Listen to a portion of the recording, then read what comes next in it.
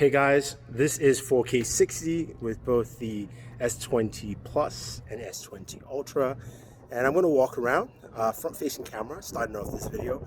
I know you guys asked for this, so I will be doing this as well as also adding the iPhone as well, trying to pay attention to what you guys want. But you know, I'm in the sun there, so I'm going to face the other way, and you can clearly see the skies, and I'm going to walk into this direction and you get a good idea of what this camera actually does. Now I'm going to walk a little bit faster, front facing, and then let's switch to the rear.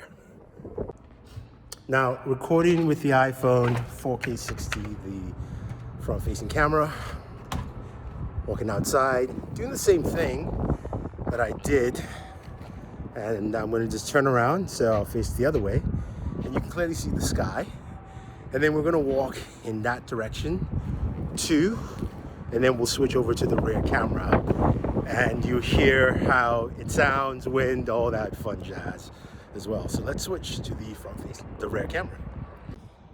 Now here's the rear camera of the iPhone.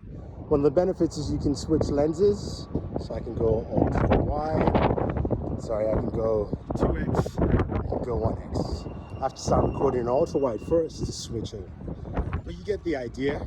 Good idea of stabilization and also the microphone, and then we'll switch over to super steady on both the Galaxy devices and we'll continue this video.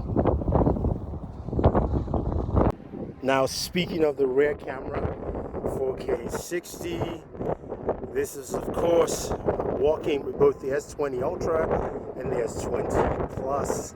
I'm going to add the iPhone as well separately, but you guys will see how that actually functions, and then we'll move to good old super steady.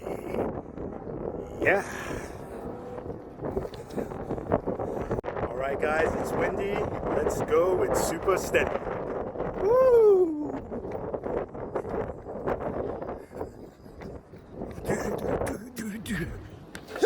Whoa.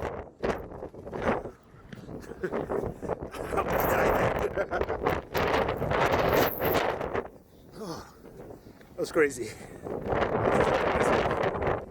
Hopefully you guys enjoyed that. So starting with the rear cameras, you can see all images look good. The S20 Plus and Ultra are sharp. Big shout out to Justin, my trainer here, for being my model in this photo.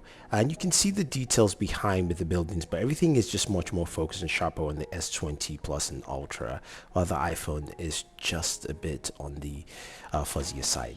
Now, when it comes to this shot outside the building here, you can see the iPhone is a little bit clearer and sharper and also more representative to the natural colors, more contrast on the 20 Plus and also the Ultra itself. Now, when we move to our very next image here, this is a live focus portrait shot. I don't know what happened with the iPhone here, but the iPhone is also the more brighter image. There's more contrast with the 20 Plus and the Ultra. And you can see that contrast continue here again with the 20 Plus. Has more of a contrast and darker feel to it as opposed to the Ultra, and the iPhone is more representative of the natural colors. Now, going to the ultra wide, both the S20 Plus and Ultra have the wider ultra wide lens. All images look really nice and sharp. I like the details you will see around within the buildings, you know, the scaffolding on the left hand side. So all these images come out pretty well. Now we go to the main lens here. You can see again all images are nice, different color palettes and tones between the S20 Plus and Ultra, something you can pick and choose, but I like the look. I think the Ultra and the S20 Plus are a little bit brighter and a bit more sharper. And when we go to the 2x zoom again, you can see more consistent, but there's more contrast with the S20 Plus and Ultra as opposed to the iPhone 11 Pro Max. And then when we move over to 5x zoom here, which we kind of 4x zoom, sorry, which we also did digitally for the iPhone. The iPhone did well with the digital 4x zoom in daytime, but again, it's much sharper on the Ultra. Then second is the S20 Plus. Now at 10x zoom, you can see where the Ultra shines, really sharper image as opposed to the Galaxy S20 Plus, which is nice, but not as sharp as the Ultra here. And then we move over to 30x zoom, where on the S20 Plus, you can see it's very, very grainy, while the Ultra is still sharper and a little bit more detail to it. So that's something to see. And of course, We know there's a 100x zoom on the S20 Ultra, but that's something that it's really not usable, as you can see with the details here. So now as we move over to front-facing camera here, portrait shots, don't know what happened with the iPhone. I tried a couple of shots here. It was also misty, maybe that's why, but I do like the sharpness that the Ultra and the S20 Plus actually bring to this image. And then when we move over to a now solid front-facing portrait shot here, you can see the iPhone. Some people would say it's true to my skin tone. Yes, it is partially, but it's also really softer image, while the Galaxy S20 Plus and Ultra is much sharper and more detailed, and still lightening up a little bit. But again, this is something that you have to see with cameras from the Galaxy line itself. Now, as we move over to nighttime video here, this is quite interesting. So the S20 Ultra, you can see the autofocus is having issues.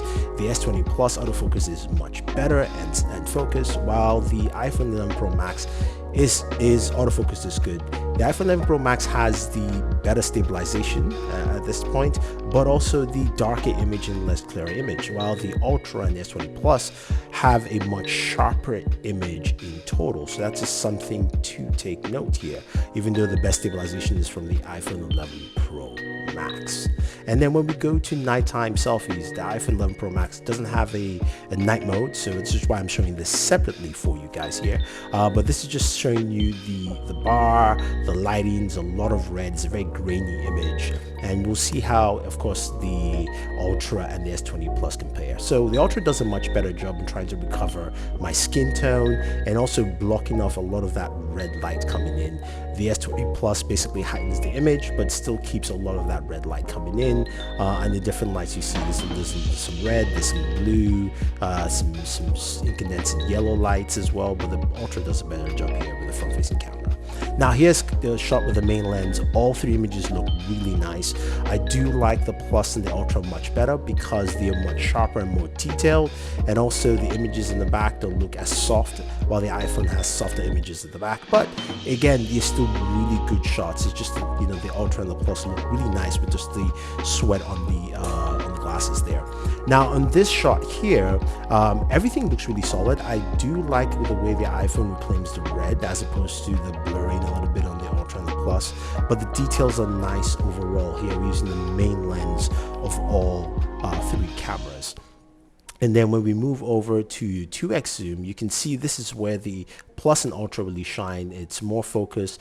You can see there's a lot of red leaking into the iPhone 11 Pro Max, and also iPhone is trying to whiten the glasses and the tabletop below. The colors that are more realistic are from the Ultra and the S20 Plus within the setting, but again, there's a lot of lighting going on here. Now moving up to 4x zoom, which of course the iPhone doesn't necessarily have, except it's digital, you can see how much detail you still get with the S20 Ultra and the S20 Plus. Really solid in terms of zoom. I think a lot of people will definitely like that.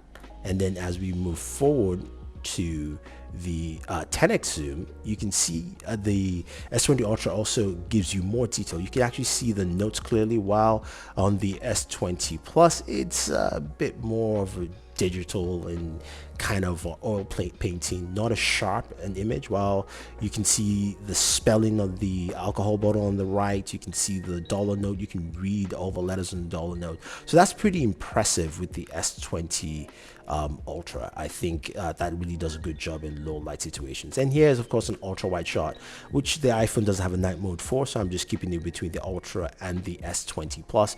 A lot of details, more sharpness, a little bit brighter on the Ultra than the S20 Plus, but it's really close in terms of the images here. I think you can't go wrong with either one of these images, and you can see how clear and sharp it is. Again, very low settings in the bar in terms of just the lighting effects. Now this is a shot outdoors that I wanted to show just to finish up this video. You can see all three. This is a really dark yard. This was next to where I did the nighttime video, and you can see the details that the Ultra brings in as well as the S20 Plus, while the iPhone is a little bit softer and is trying to brighten up the overall scene.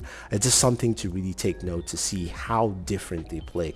Again, all images are bright and sharp, but I think the Ultra and the S20 Plus give you the best sharpness overall. So there you have it, guys. If you have any questions or any comments about any of these three phones, who do you think has the better camera, whether it's in daytime, nighttime, or video, leave your thoughts down below. I think, you know, they all have their strengths and weaknesses, but I think the Plus really stands out on its own here. So leave your thoughts down below. Don't forget to like, share, subscribe, and always enjoy your entertainment.